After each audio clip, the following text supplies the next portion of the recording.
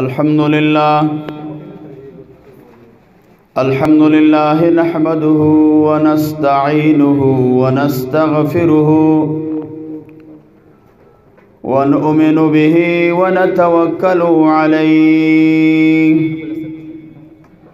व नऊज़ु बिल्लाहि मिन शुरूरि अनफुसिना व मिन सय्यिआति अअमालिना मन यहदिहिल्लाहु फला मुदिल्ल लहु व मन युद्लिल्हु फला हादिय लहु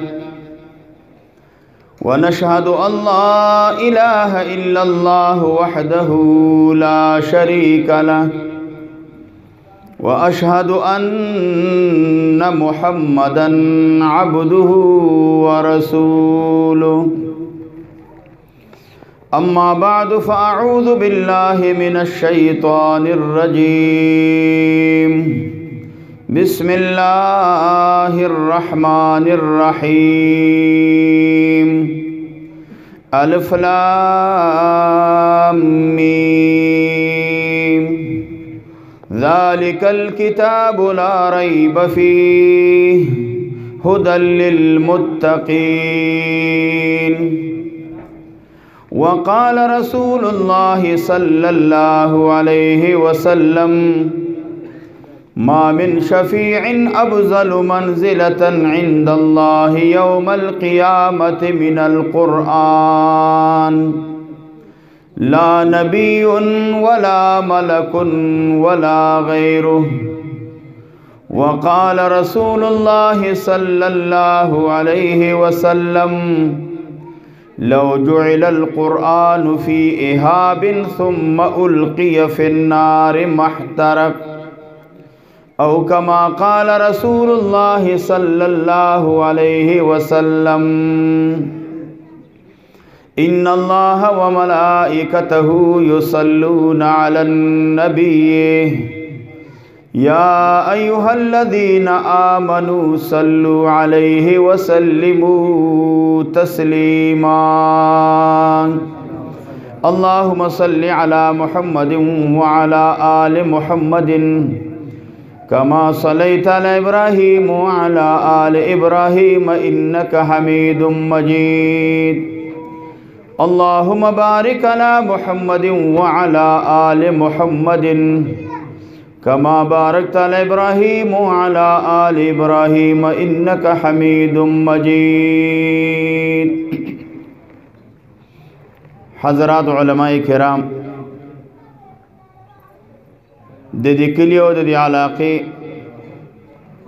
और शाओखान रातुलुनको आम मुसलमानान उरुनो तासो ता मालूम दा दानन चिकम दस्तारबंदी दिल तकीगी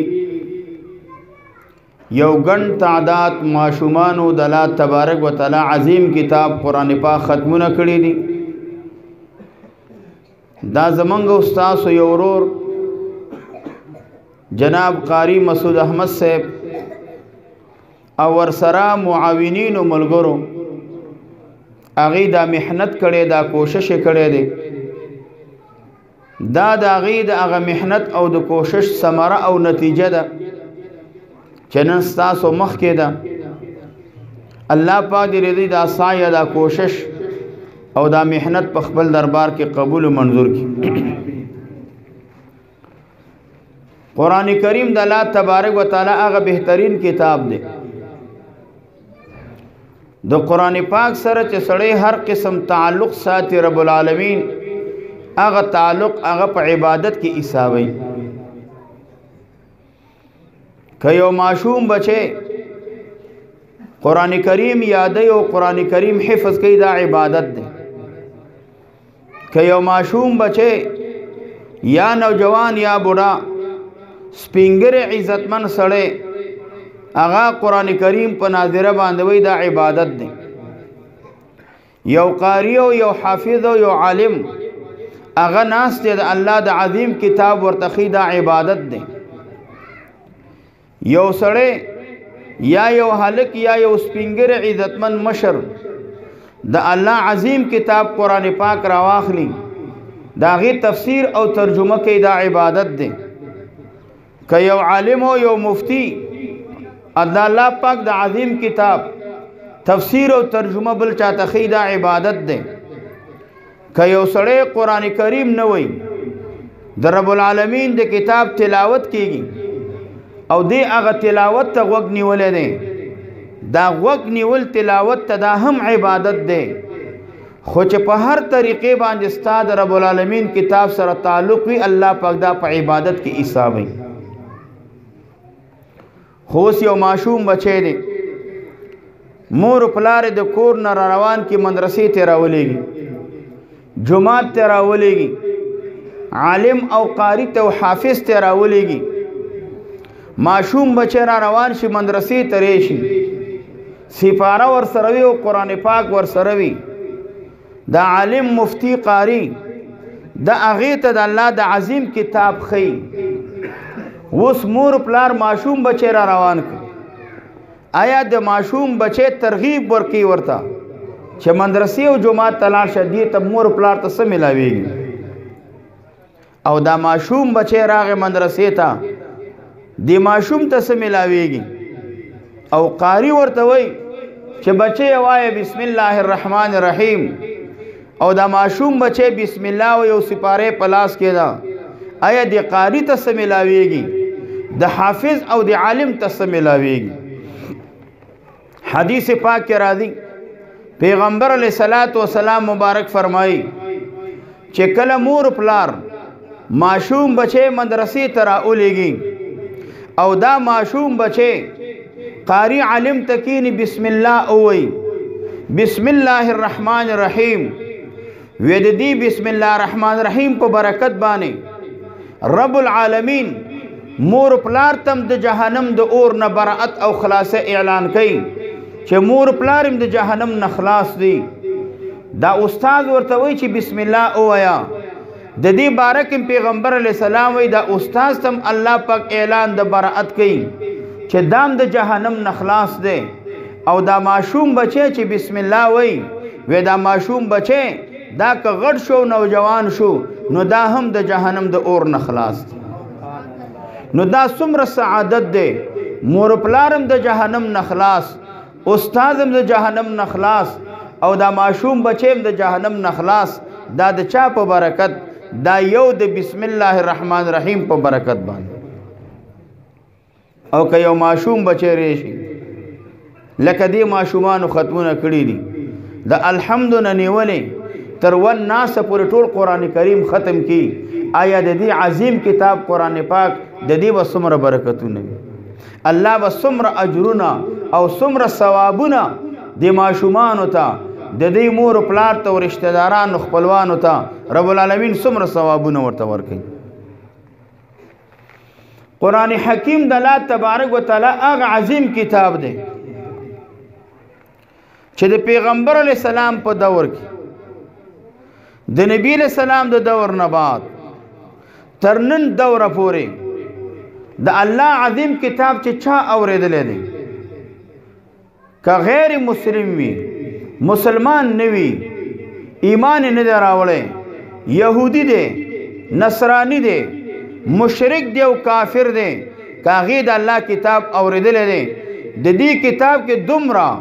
فصاحت و بلاغت دی د دې کتاب دومره بهترین انداز دی د دې کتاب چې الله تبارک وتعالی دومره عظمت شان ورکړی دی چې هر چا دا کتاب اورېدلی هغه خلک د الله د عظیم کتاب نه متاثره شوي دي کله چې پیغمبر علیه السلام مبارک په مکه مکرمه کې مکی مکرمه کې نبی علیہ الصلوۃ والسلام او صحابه کرامو باندې انتهایی زیات ظلمونه کېدل صحابه کرام ډېر تنگ وو د مشرکانو نه تنگ وو پیغمبر علیہ السلام مبارک باندې په خپل ظلم کېدل خو پیغمبر علیہ السلام صبر استقامت هغه ډېر زیات وو نبی علیہ الصلوۃ والسلام صحابو ته اعلان وکړ چې اے صحابو که څوک د کافر او د مشرک نه تنگ وي په مدینه منوره کې وخت نه تیریږي په مدینه منوره کې ټیم نه پاس کیږي نو زه تاسو ته اجازت درکوم چې تاسو د خپل وطن پرېږدئ دا کلی پرېږدئ دا علاقه پرېږدئ او تاسو حبشو ته لاړ شئ او د حبشو باچا متعلق نجاشي متعلق ما اوریدلی دي چې دا یو ښه طبیعت والا انسان دی نرم طبیعت او مزاج والا انسان دی دا په خپلم ظلم نه کوي په خپلم زیاتی نه کوي او بل څوک هم ظلم زیاتی ته نه پرېږدي که څوک هجرت کول غواړي نو حبشو ته لاړ شي د رجب المرجب بزرګه میاشت وه او په دې وخت کې نبی کریم صلی الله علیه وسلم 5 کال د نبوت 12 یا 11 سړي 4-5 زنانه تیار شوې هغې د مکې مکرمې نه هجرت وکړه لاړ حبشو ته نجاشي باچا ملک ته لاړ هلته په آرام باندې اوسېدله کافران شاته ورغلم منډې ورپسې ووهلې چې دی راګیر کو واپس بیا راولو خو د دې منګولو نه د دې لاسونو نه هغې وتي و نو حبشو ته ځان ورسو دویم ځل باندې یو لوی جماعت تیار شو هغه جماعت کې 83 سړي وو 14-15 زنانه وې او دی تیار شو دیم هجرت وکړو نو دیم حبشو ته لاړ کافران مشرکان خبر شو چې مسلمانان حبشو ته لاړه هلته به په آرام باندې اوسېږي په امن و امان باندې اوسېږي نو دی یو وفد تیار کړه او دې وفد ته تحفې ډالۍ رشوتونه ورکړه وی دا ځان سره واخلئ تاسو نجاشي باچا درباریانو سره میلاو شئ پادریانو سره میلاو شئ د هغې د عالمانو سره میلاو شئ او دا تحفې ډالۍ دا رشوتونه ورته ورکئ چې باچا ته خبره وکړي چې تاسو باچا ته خبره کوئ چې د مکې مکرمې نه زموږ د قوم خل لاغلی دي دا موږ سره بیرته واپس کړي چې لاړ شي نو دی بس تاسو تایید کې باچا ته وي چې دا خل بیرته واپس کول غواړي اول تاسو دی سره میلاو شي دا وفد ورغې د مکې مکرمې د پادریانو درباریانو د بادشاه د هغې سره میلاو شو لکه نن سبا چې وزیرانو سره او د هغې نه لنډې طبقې خلکو سره میلاو شي هغه تحفې ډالۍ رشوتونه څیزونه ټولې ورته ورکړه چې سبا د بادشاه په دربار کې موږ خبره کوو تاسو به زموږ د خبرې حمایت کوئ چې زموږ د وطن نه څه خل راغلي حبشو ته چې دا خل را سره بادشاه بیرته واپس ولېږي پادریان ورته ویلي وی صحیح ده موږ به د بادشاه په دربار کې ستاسو حمایت وکړو سبا ته بادشاه دربار ته دا وفد ورغی د بادشاه د دربار د تلو آداب دا و چې نجاشي باچا دربار ته ننوتلی اول به د سجده کوله د سجدې نه بعد به بادشاه دربار ته تللی دا وفدم چې ورغی د بادشاه دربار ته ننوتله نو اول سجده وکړه سجدې نه بعد بادشاه سره میلاو شو او بادشاه ته په دې ترتیب خبره شروع کړه چې ای بادشاه زمنګ د وطن مکې مکرمې نه څه خل راغلی دي ستا وطن ته راغلی دي او دوی داسې یو دین قبول کړی دی چې نه ته منې نه منګه منو منګه د قوم سردارانو زمنګ د قوم عزتمن مشرانو منګه را لېږلي یو او تاسو ته را لېږلي یو او دې دپاره را لېږلي یو چې دا خل موږ ته واپس کا زمنګ په لاس کې راکا چې موږ یې واپس مکې مکرمې ته خپل وطن ته ویسو او داسې دین راوړی دی چې هغه دین هېڅوک هم نه مني او دی هغه دین قبول کړی دی نو ته مهرباني وکړو دا خل موږ ته راکا چې کوم پادریان وو درباریان وو پرونې رشوتونه ډالۍ ورکړي وو هغه هم سر وخوروه وی بالکل واپس کول یې پکار دی چې دا خل خپله واپس لاړ شي ورې کړو مکې مکرمې ته زموږ ملک به ترې نه صفا شي نجاشي باچا هوښیار سړی و هغې ورته وویلې زه دا خل واپس کولی نه شمه زه نه واپس کومه او هغه وخت بیا واپس کوم چې زه د دوی نه تپوس وکړمه زه ترې معلومات وکړمه دوی څه غواړي څنګه راغلی دي د دوی مقصد څه دی ما چې تر څو معلومات نه کړې نو همداسې داخل نه واپس کوم چې تاسو ته درکم او مکې مکرمې ته ویسي ځان سره بیا زه به داخل لا وغواړم د بادشاه په لاس باندې جواب صحابه کرامو ته میلاو شو چې سبا ته د بادشاه دربار ته راشئ او بادشاه تاسو غوښتي یاستئ صحابه کرام باندې اول کې رعب راغی او باید چې رعب راغلی وي د بل وطن خل راغلی مسافر خل راغلی دي داسې دین قبول کړی دی چې هغه دین ورسره هیڅوک هم نه مني او بیا یو تاندار نه یو افسر نه یو وزیر نه بادشاه یې غواړي بادشاه وایي چې دلته راشي صحابو باندې اول کې رعب راغی خو صحابه کرامو مشوره وکړه مشوره کې ټول دا فیصله وکړه چې هر څه پیښیږي رښتیا به وایو حقیقت خبره به کوو دروغ به نه وایو د بادشاه په دربار کې موږ به رښتیا وایو او سبا به د بادشاه دربار ته ځو او هغه دربار کې به موږ خبره کوو ټولو صحابه کرامو مشورې باندې حضرت جعفر رضی الله تعالی عنہ هغه متکلم د دې خبرو مشر وټاکه چې بادشاه په دربار کې به ته خبره کې بادشاه ته تپوس وکړ د هغې خبرې وضاحت به ته کې جعفر رضی الله عنه مشر وټاکه چې کله سحر شو د بادشاه دربار ته ورغلو چې بادشاه دربار ته ورسېدلو د بادشاه دربار ته ننوتلو سنت طریقه باندې السلام علیکم ورحمت الله وبرکاته سلام واچو بادشاه دربار ته ننوتلو چې ننوتل کېناستلو د مکې مکرمې هغه وفد هغې اعتراض وکوی بادشاه وګوره په راتلو سره ستا د دربار بېعزتي وکړه ځکه چې بادشاه دربار عزت خودو چې ته ننوځې هلته به سجده لګې ستا دربار بېعزتي وکړه او راننوتلو سجده یې ونه کړه دا ستا بېعزتي ده او ستا د دربار بېعزتي ده چې دا خبره یې وکړه نو جعفر رضی الله عنه ورته وویلې یا بادشاه سلامت منګ چې په کم پیغمبر ایمان راوړی منګ ته د کم پیغمبر معتقد یو زمنګ پیغمبر منګ ته دا حکم کړي هغه پیغمبر منګ ته دا ویلي چې د رب العالمین نه ما سوا بل چاته سجده مه لګوئ او بل چا سجده کفر او شرک دی نو ځکه سنت طریقه سلام منګ واچو او منګ څنګه سجده ځکه ونه کړه خپل پیغمبر منګ د الله نه ما سوا بل چاته د سجدې نه منې کړي وو نو چې دا خبره وکړه نو بادشاه تپوس وکړو بیا تاسو څه غواړئ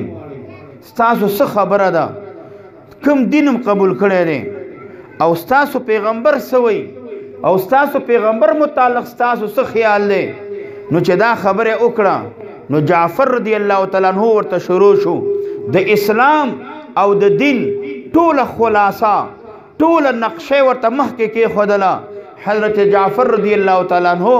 هغې د دې نه خبره شروع کړه او بادشاه ته وویلې یا بادشاه منګ په داسې یو معاشره کې وخت تېروله منګ په داسې معاشره کې ژوند تېروله چې منګ الله تبارک وتعالی نه پیژندله د هغه پیغمبران مو نه پیژندله د غیر الله عبادت مو کوله د کاڼو د لوټو او د بوټو نه د ونو نه جوړ شوي خدایانو عبادت مو کوله منګ به یو بل باندې ظلم کوله د یتیم حق هم پیمالوله یو بل هم وجله نو منګ په دغسې حالت کې و چې الله تبارک وتعالی منګ ته یو پیغمبر راولېږه د هغه پیغمبر دیانت ته منګ پیژنو د هغه پیغمبر امانتداري منګ پیژنو د هغه پیغمبر صداقت ته منګ پیژنو او هغه پیغمبر منګ ته حکم وکړو چې یو د الله عبادت وکړي د هغې پیغمبران هغه ومنئ یو بل مه وژنئ ظلم زیاتې مه کوئ هغه پیغمبر موږ ته حکم وکړو چې تاسې منځونه کوئ روجي نیسئ زکات ورکوئ هغه پیغمبر موږ ته حکم وکړو چې صلې رحمي کوئ هغه پیغمبر موږ ته حکم وکړو چې صدقې ورکوئ هغه پیغمبر موږ ته حکم وکړو چې غیر الله عبادت حرام او ناجایز دی او هغه پیغمبر ته د الله تبارک وتعالی له طرف نه یو عظیم کتاب نازل شوی دی چې هغې ته قرآن پاک وایي موږ په هغه پیغمبر ایمان راوړی موږ د هغې په هغه کتاب باندې ایمان راوړی دی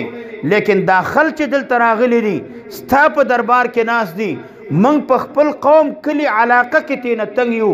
آغا ذی کې په منگ بانی ظلم زیاده کولا او د دی د ظلم و زیاتی دلاسا منگ د پیغمبر په اجازت راغلیو ستا ملک تراغلیو او آغا پیغمبر منگ تویلی دی چې حبشو تلار شي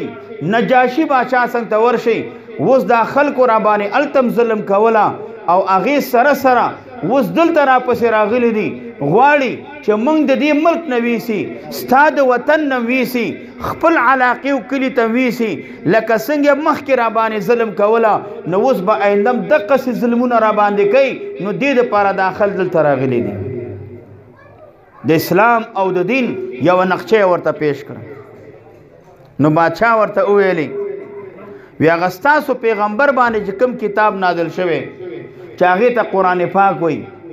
د دې قرآن پاک صحیحه تاسو رشته دی هغه پیغمبر باندې چې کوم کتاب نازل شوی د هغې صحیحه تاسو رشته دی دی ورته ویلی وی هاو وی ما ته خو لږ واوروئ ما ته خو لږ ووایئ که نه حضرت جعفر رضی الله عنه د قرآن کریم تلاوت شروع کو او سورت مریم ورته شروع کو د سورت مریم تلاوت ورته شروع کو چې تلاوت شروع کو د قرآن کریم تلاوت په بادشاہ باندې د بادشاہ په درباریانو باندې د بادشاہ په پادریانو باندې دومره اثر وکړ چې نجاشي بادشاہ هم تلاوت ته وجړلې د هغې چې څومره درباریان و هغې هم وجړلې او دومره وجړلې چې دا ګیرې لمدې شوې او دا اوښکې د ګیرو نه ښکته را وبهېدلې دومره ورته وجړلې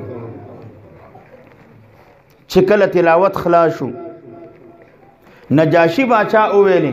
جعفر رضی الله عنه ته وی ستاسو پیغمبر باندې چې کوم کتاب نازل شوی قرآن کریم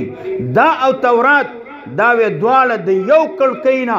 د یوې دربچې او یوې دروازې نه راوتې دي او دا کتاب او تورات دا دواړه سره ډېر نږدې دي هغه پادریانو عالمانو ځان سره داسې پنګ پنګ وکړو باچا ورته ویلې پنګ پنګ مه کوئ ما ته پته ده تاسې چې هر څه وایي خو لیکن دا کتاب او قرآن پاک دا دواړه د یو کړکۍ او دربچې نه راوتې دي او قرآن کریم برکت باندې بادشاہ څه وایي صحابه کرامو ته وی دلته اوسېږئ په آرام باندې اوسېږئ تاسو ته به څوک څه نشي ویلی او که چیرې څوک تاسو ته ضرر ورسوي په تاسې باندې ظلم زیاتې وکړي وی هغه خلکو ته به د دې ظلم د زیاتی جواب میلاویږي او تاسو دلته اوسېږئ د مکې مکرمې چې کوم وفدو هغې ته ویلې تاسو واپس لاړ شئ زه دغه خل تاسو ته په لاس کې نشم درکولی چې تاسو بېرته واپس ویسئ صحابه کرام هلته ایثار شو په امن و امان باندې ایثار شو دا د چا برکت و دا د قرآن پاک برکت و صحابه کرام په حبشو کې اوسېدله یو دور زمانه داسې راله وخت تېرېدله وخت تېرېږي نبی کریم صلی الله علیه وسلم په خپله مدینې منورې ته هجرت وکړ مدینې منورې ته ورغی صحابه کرام په حبشو کې خبر شو چې نبی علیہ السلام مبارک په خپله هجرت کړي او مدینې منورې ته تللی صحابه کرام اراده وکړه چې موږ هم ځو مدینې منورې ته هلته ځو او هجرت کوو او مدینې منورې ته موږ هم ځو نجاشي باچا خبر شو نجاشي باچا صحابه کرامو ته وایي چې اے صحابو چې کله تاسو خپل د پیغمبر څنګ ته ځئ زما وطن پرېږدئ او د دې ځای نه ځئ اے صحابه کرامو زه به تاسو سره یو وفد ولیږم هغه وفدن ځان سره ویسئ چې هغه د پیغمبر علیه السلام سره ملاقات وکړي د پیغمبر علیه السلام خبرې واوري هلته ویسئ دې دپاره چې هغه پیغمبر علیه السلام وویني چې څه کېږي څه معلومات ورکوي پیغمبر علیه السلام دا زما وفد به ځان سره ویسي صحابه کرام ورته ویلي ټیک ده بلکل منګه چې ځو ستا کسان به ځان سره ویسو چې کله صحابه کرام تلله نجاشي باچا اتیا کسه وفد ورسره ملګری کړه اتیا کسه او د اتیا کسه چې تلله دا د رهبانیت په جامو کې د هغه مسکینانه جامو کې غریبانه جامو کې فقیرانه جامو کې هغه د علم هغه جامو کې دا کسان ورسره مرګري کړ. اتیا کس عالمان په دې کې 2 کسان دا د حبش وو او 8 کسان دا پکې دا د شام وو. دا ورسره مرګري کړ. وی دا پیغمبر علیه الصلاۃ والسلام ته وی سیول ته ملاقات وکړي او کله چې دی راغله را روان شو. سفر وک سفر خو ډیر اوږد دی او ډیر اوږد سفر دی. په دې سفر کې را روان دي. په دې دوران کې مدینه منوره ته ورسېدل. چې مدینه منوره ته ورسېدل د نبی کریم صلی الله علیه وسلم سره دی وفد او دا پادریانو عالمانو دا نصرانیانو عیسایانو د نبی کریم صلی الله علیه وسلم سره ملاقات وکړ. چې ملاقات یې وکړ پیغمبر علیه السلام سره خبرې اترې وکړې.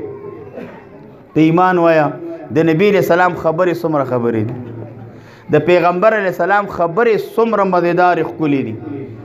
اوس د پیغمبر په خبرو باندې چې یو عالم یو مفتی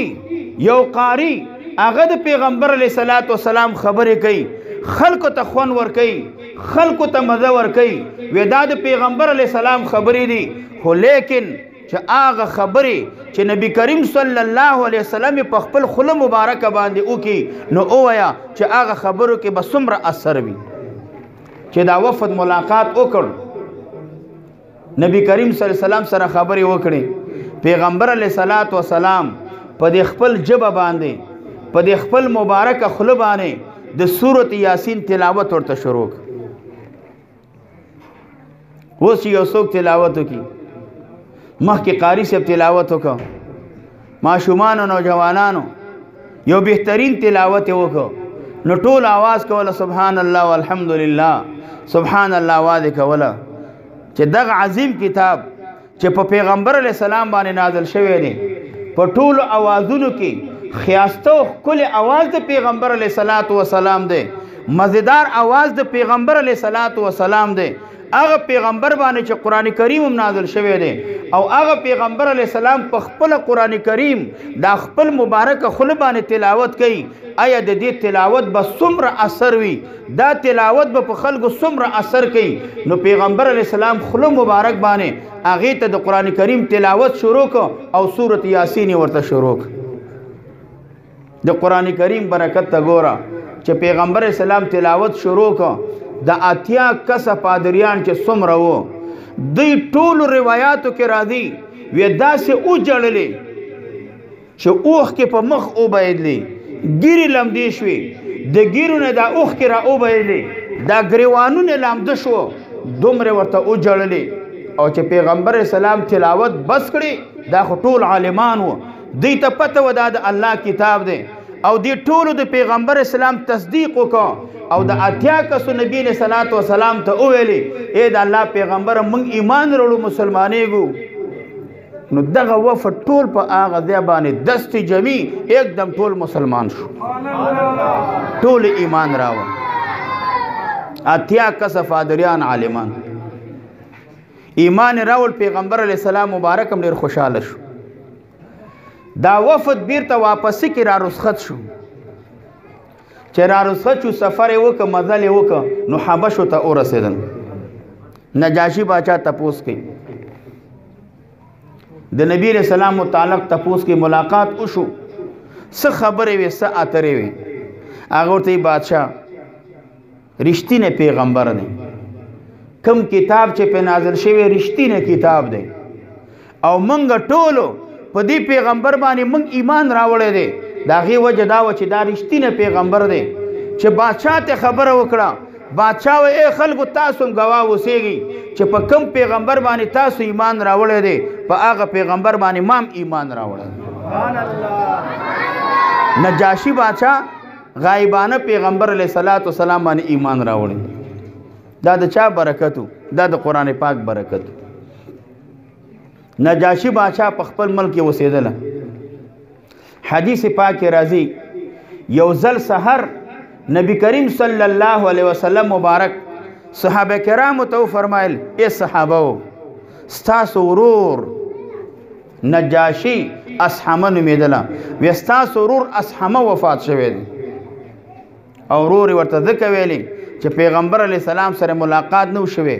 لیدلی نو خو ایمان یې راوړی الله ورته اعزاز څنګه ورکړ اعزاز دا ورکړ چې نبی کریم صلی الله علیه وسلم په خپله د نجاشي باچا جنازه وکړه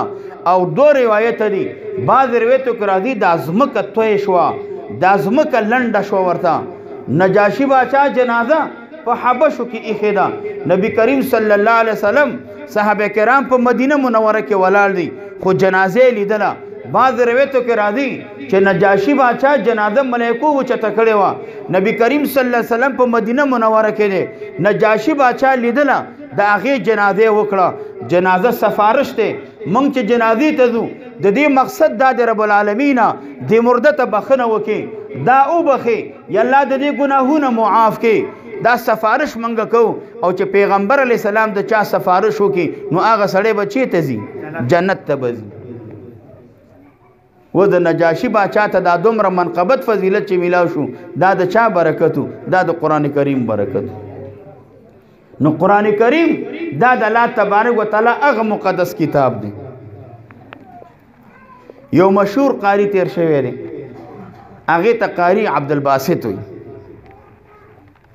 یو بهترین آواز دا قاری عبدالباسط په خپله وی وی د قرآن کریم اثر د قرآن کریم معجزه د قرآن کریم تاثیر په خلکو کې وی ما په خپله په خپلو سترګو باندې لیدلی دی وی څنګه مې لیدلی دی وی زه په مصر کې وم دی وخت کې د مصر بادشاه جمال عبدالناصر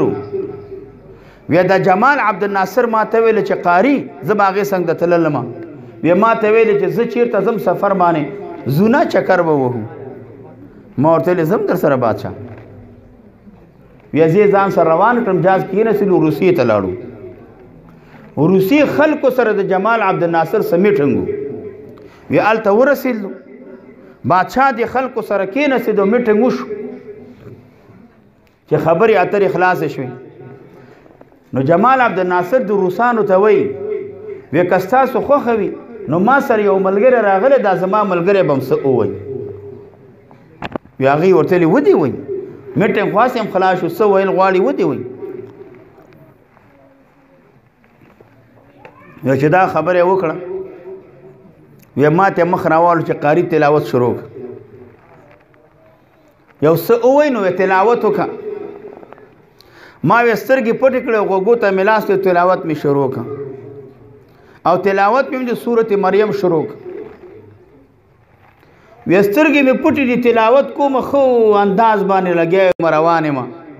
چې کافران دي او د الله عظیم کتاب دی هغه قسم خیاست تلاوت کوي وی یو رکو تلاوت مې وکړه یو رکو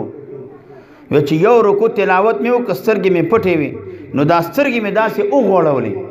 وی چې سترګې مې وغوړولې دا څومره کافران ناسو دا کمونسټان ناسو چې مې کتلې د دې ټولو سترګو نه اوښکې بهېدلې اوښکې کته تللې ټولو ژړلې وی یو رکو تلاوت مې نور هم وکړ نو بیا مې بس کړې چې تلاوت بس شو جمال عبدالناصر تپوس وکړ د دې روسانو نه وی دا زما ملګري چې څه ویلې تاسې پې پوهېدلې هغې ویلې نه موږ پې نه پوهېدلې وی نه تاسو ولې ژړلې هغې ویلې موږ په ځان نه یو پوه شوي زمونږ اختیار زمونږ د بدن اختیار موږ سره نه و موږ دې ته بې اختیاره ژړلې دي موږ ژړلې خو موږ بې اختیاره ژړلې په ځانو پوه شوي نه یو او دا ستا ملګري چې څه وویلې وی موږ د دې اقرار کوو چې دې کې رب العالمین یو اثر اچولی په دې کې یو تاثیر دی په دې کې یو لذت دی په دې کې یو خوند هغه تاثیر او هغه لذت خوند زمونږ ذهنونو ته دماغو ته پرېوته خو په ځان پوه شوي نه یو زمونږ سترګو نه اوښکې لاړې موږ ورته وژړې نو ځکه قاري عبدالباسط وایي وی د دې اثر ما په خپله لیدلی دی حضرت تانوي رحمه الله لیکي وی په امریکې کې یو کپنۍ وه هغه کپنۍ هغې به فلمونه جوړوله یو ډېره غټه کپنۍ و ډېر زیات غټ کاروبار و یو ځل دا کپنۍ والا مشر په امریکې کې یو عرب مسلمان اوسېدله دی عرب مسلمان ته وویلې چې زه خو فلمونه جوړوم خو ما د هر چا فلم جوړ کړی دی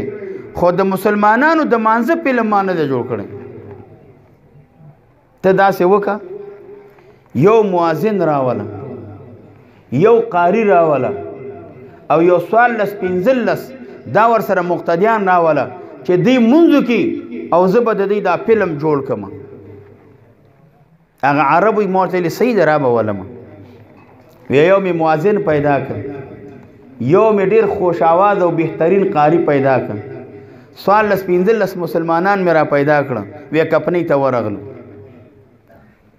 وی دا مالک ناست دی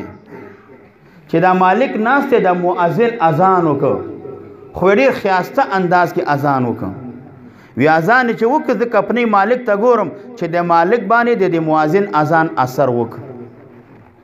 اثر پې باندې وکړ سړي باندې شکل نه معلومېدل ډېر متاثره شو بیا چې اقامت شو نو قاری مخکې شو دا مقتدیان ورپسې ولاړ دي چې قاری مخکې دی او مقتدیان ورپسې ولاړ دي نو هغې چې کله تلاوت شروع کړ وی تلاوت چې شروع کړ دا کپنۍ مالک باندې تلاوت دومره اثر وکړ ډېر ښه انداز کې تلاوت وکړ وی دا کپنۍ مالک د دې په دې باندې چې فلم جوړ کړي هغې ته متوجه شي وی د کپنۍ مالک د سترګو نه اوښکې تړلې چې څومره تلاوت کوله دې ورته جړلې وی مونځ یې وکړه د مانځه نه خلاص شو چې مانځه نه خلاص شو نو هغه قاري صاحب ته هغه عالم ته نږدې شو او ورته ویې ویلې چېره تا چې څه وویلې ما باندې ډېر ښه اثر وکړ زه ترېنه ډېر متاثره شوم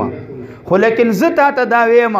چې ما ته کلمه وښیه مسلمانېږم ایمان راوړم وی هغه ځای کې کلمې وویلې هغه کپنۍ مالک هغه مسلمان شو بیا چې کله مسلمان شو رشتہ داران ورپسې راغله خپلوان ورپسې راغله نو دې ته ویلې څه چل دې وکړه تا خو د کرورونو ډالرو کپنۍ خرابه کړه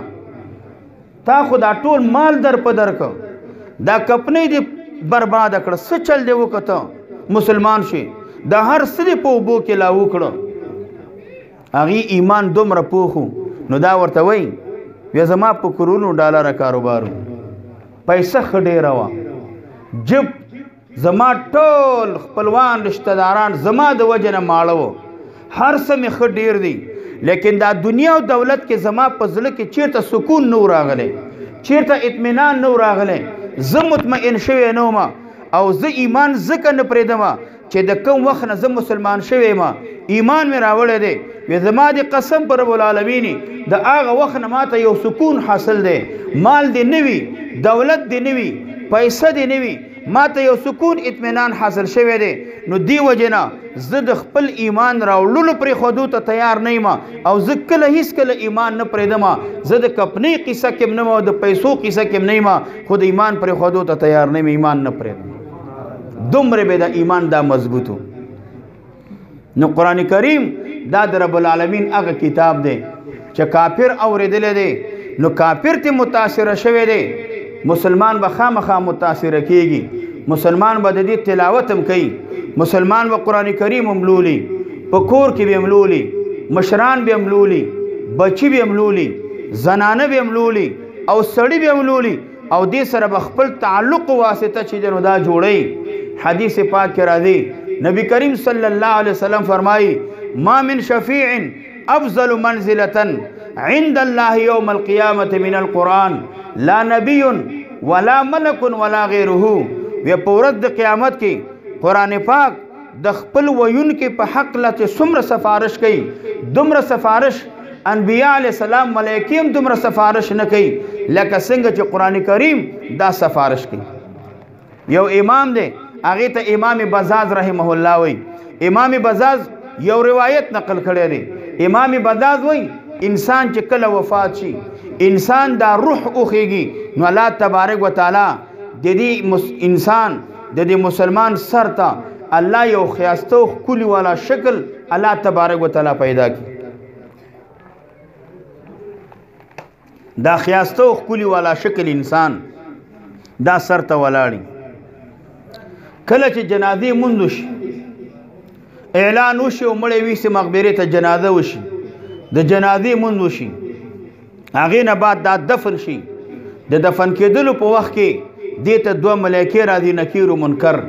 دا نکیر و منکر تپوس تېره کړي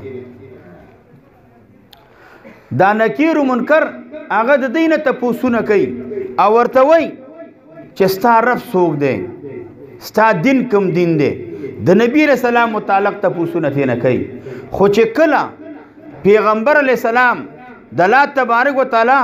او د دین متعلق تپوس تېنه کوي دا ملایکې نو دې سره یو ښایسته او ښکلي شکل والا بل انسان موجود بل ورسره ناست موجود دا ملایکې کوشش کوي چې دې نه موږ تنهایي کې تپوس وکړو ځان له تپوس وکړو ملایکې دا کوشش کوي دا سړی پې باندې پوه شي چې کوم ښایسته او ښکلي شکل والا انسان دی هغه د ملایکو ته وایي که تاسو د کس نه تپوس کول غواړئ تپوس وکئ زه دا یوازې نه پرېږدم زه تنها نه پرېږدم دا زما ملګری دی دا زما دوست دی او زه تر هغه وخت پورې نه پرېږدم تر څو مې چې دا جنت ته داخل کړی نه نو ملایکې تپوس وکړي تپوس چې ملایکې وکړي نو ملایکې تپوس چې وکړي لاړې شي دا سړی د ښایسته او ښکلي شکل والا انسان ته وایي چې تاسې څوک یې ما خو ونه پېژندې ته څوک یې هغه ورته وایي زه د الله تبارک وتعالی عظیم کتاب قرآن پاک یم زه هغه کتاب یم چې دنیا کې د لوستلم کله دې په اوچت آواز لوستلم کله دې په ورو آواز لوستلم زه هغه قرآن پاک یم اوس ته ولګېږه دلته کښېنه دلته څمله حدیث کې راځي ملئ اعلی د اسمانونو به قرآن پاک دې سړي ته د ورېښمو بستره راوغواړي هغه به داسې نرموي لکه د ورېښمو داسې به خوشبویداره وي لکه د مشکو عنبرو په شان ته ورته وایي چې کښېنه پې باندې څمله پې باندې هېڅ غم مه کوه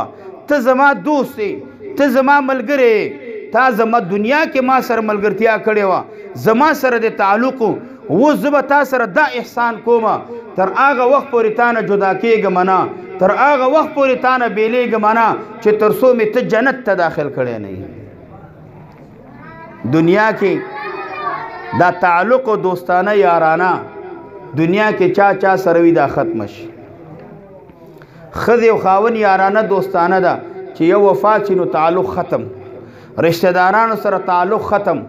خپلوانو سره تعلق ختم د بچو سره تعلق ختم د دوستانو سره تعلق ختم لیکن یو تعلق چې هغه تا سره ملګری دی دنیا کې ملګری دی په جنت کې ملګری دی په قبر کې ملګری دی په برزخ کې ملګری دی په حشر میدان کې ملګری دی پوری صراط کې ملګری دی حتی د جنت د داخلېدلو پورې تا سره ملګرتیا کوي هغه صرف د الله تبارک وتعالی عظیم کتاب قرآن پاک دی دا به ملګرتیا موږ سره کوي نو قرآن پاک چې ملګرتیا تعلق ساتي نو باید چې موږ ملګرتیا ورسره وکړو زموږ ملګرتیا څه ده قرآن پاک به په خپله وایو په بچو باندې به وایو زنانو باندې به وایو سپینګري به هم تلاوت کوي بوډاګان به هم تلاوت کوو د دې تفسیر ترجمه څوک هغې ته به هم کښېنو هغې ته به هم غوږ ږدو چې کم مدرسه کې کم درسګاه کې کم جماعت کې کم خانقاه کې کم مرکز کې کم مجره کې د قرآن کریم خدمت څوک کوي نو هغې سره به تعاون هم کوو د قرآن کریم خادمین مدرسې او جماعتونو والا علما او قاریانو ته هغې ته به صرف د الله رضا دپاره په ښه نظر باندې ګورو د هغې به قدر کوو د هغې به احترام کوو ځکه د قاری قدر د عالم قدر د مفتی قدر د حافظ قدر چې کوې دا د دې وجې نه کوه چې دا د الله تبارک وتعالی د قرآن کریم د هغې خادم دی نو انشاءالله دا د قرآن کریم خدمت دی او د قرآن کریم خدمت باندې رب العالمین اجر و ثواب ورکوي د دې مدرسو درسونو د دې علماو د هغې په خدمت باندې به تاسو ته هم رب العالمین اجر و ثواب درکوي الله دې ستاسو دا ناسته په خپل دربار کې قبوله منظوره کړي و آخر دعوانا ان الحمد لله رب العالمین